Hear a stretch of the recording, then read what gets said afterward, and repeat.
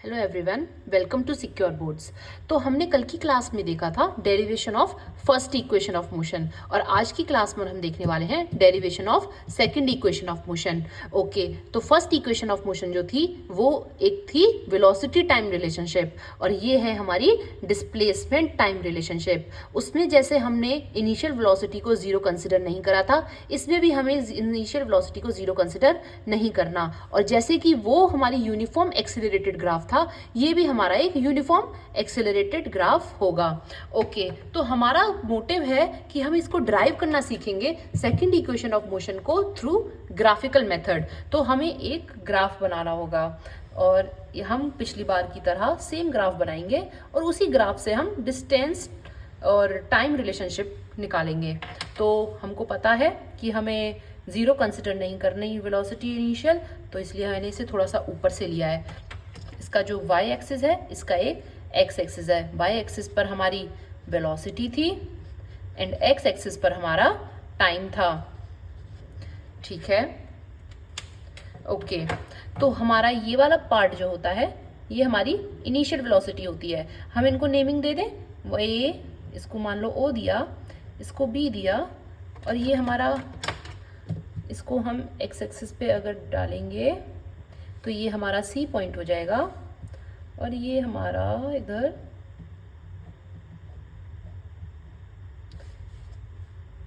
D point हो जाएगा। ये हमारा इनिशियल वेलोसिटी है। इस स्टेज पे ये हमारा पूरा का पूरा V हम क्या बोलते हैं, V को, V का मतलब होता है फाइनल वेलोसिटी और U का मतलब होता है इनिशियल वेलोसिटी। ओके, तो हमारा जो सेकंड इक्वेशन ऑफ मोशन होती है वो होती क्या है, वो डिस्प्लेसमेंट और टाइम को रिलेट करती है और उसकी फॉर्मूला क्या होता है, S is equals to half AT square plus UT। यही हमने पढ़ी है। अब हमें इस इक्वेशन को इस ग्राफ के थ्रू ड्राइव करना है। ओके, तो हमने इसका ग्राफ समझ लिया। y एक्सिस, x एक्सिस, इस पर टाइम है, इस पर हमारा वेलोसिटी है, ये हमारा इनिशियल वेलोसिटी है, ये हमारा फाइनल वेलोसिटी है और इतना OC हमारा टाइम है। मैं इसको आपके अंडरस्टैंडिंग के लिए लिख देती हूँ। AO, जितना AO है उतना ही हमारा DC है and that is U। OC हमारा टाइम है एंड पूरा BC हमारा V है, फाइनल वेलोसिटी।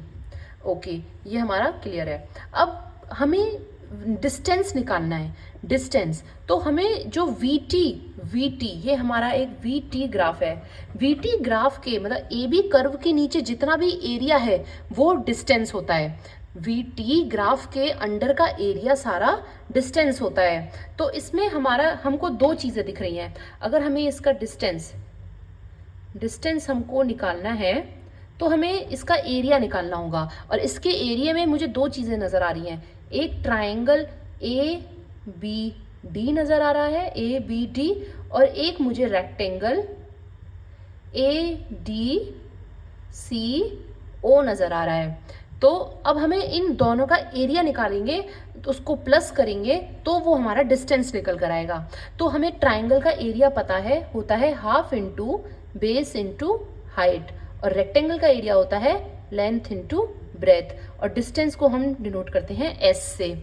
ओके, तो हाफ इंटू इसका बेस जो है वो है AD एंड इसकी हाइट है BD। ओके, प्लस लेंथ, इसकी लेंथ AO बोलूं या DC बोलूं एक ही बात है।